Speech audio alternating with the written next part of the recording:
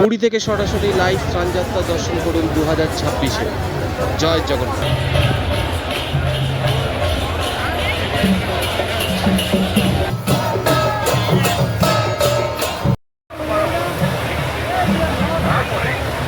জয় জগন্নাথ।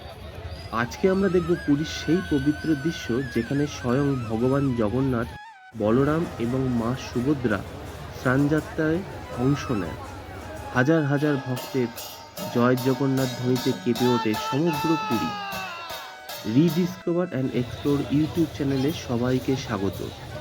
আজ আমরা উপস্থিত হয়েছি জগন্নাথ ধামে, অর্থাৎ পুরীর শ্রী জগন্নাথ মন্দিরের পবিত্র স্নানযাত্রার এক অপূর্ব দৃশ্যের সাক্ষী হতে।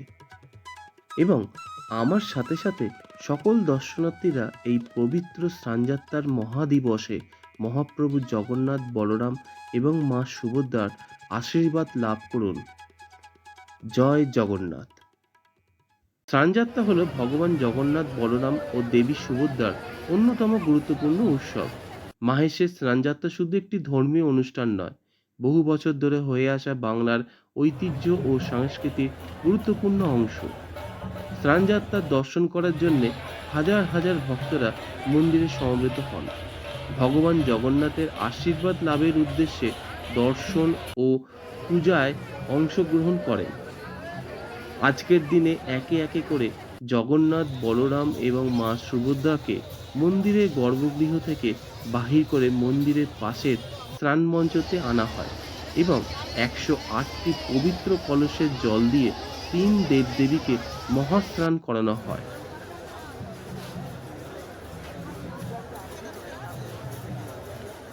স্নানযাত্রা হল ভগবান জগন্নাথ দেব, বলভদ্র ও দেবী সুভদ্রার অন্যতম গুরুত্বপূর্ণ উৎসব। রথযাত্রার আগে পুরীর জগন্নাথ মন্দিরের আয়োজিত পবিত্র উৎসব হল স্নানযাত্রা। প্রতি বছর জ্যৈষ্ঠ মাসের পূর্ণিমা তিথিতে স্নানযাত্রাটি হয়ে থাকে। আজ 29শে জুন 2026, বাংলার 1433, 29শে আষাঢ়, সোমবার। এই দিনে অনুষ্ঠিত হচ্ছে পুরীর জগন্নাথ মন্দিরে পবিত্র স্নানযাত্রা।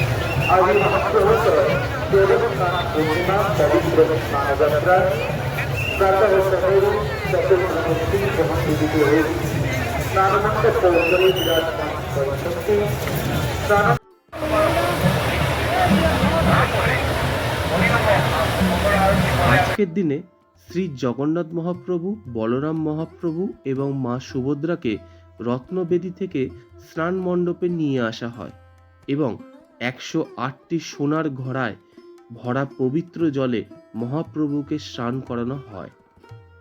পুরীর মন্দিরের উত্তর দিকে অবস্থিত সোনার কূপ বা সোনাকুয়ার জল ব্যবহার করা হয়।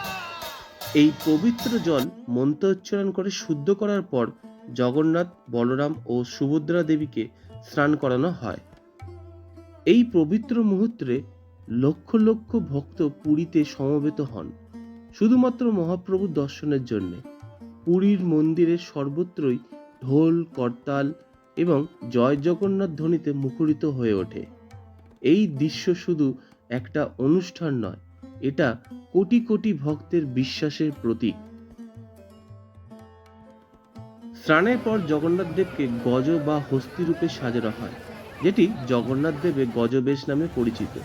মনে করা হয় স্নানের পর মহাপ্রভুর জ্বর আসে, তাই প্রায় 15 দিন প্রভু ভক্তগণের অন্তরালে গোপন স্থানে চিকিৎসাধীনে থাকেন। এই সময়টিকে অনাবসর বলা হয়। এই সময় পুরীর মন্দির দর্শন করতে আসলেও কিন্তু ভগবানের দর্শন পাওয়া যায়। 15 দিন পর আবার রথের সময় ভগবান ভক্তের মাঝে আসেন।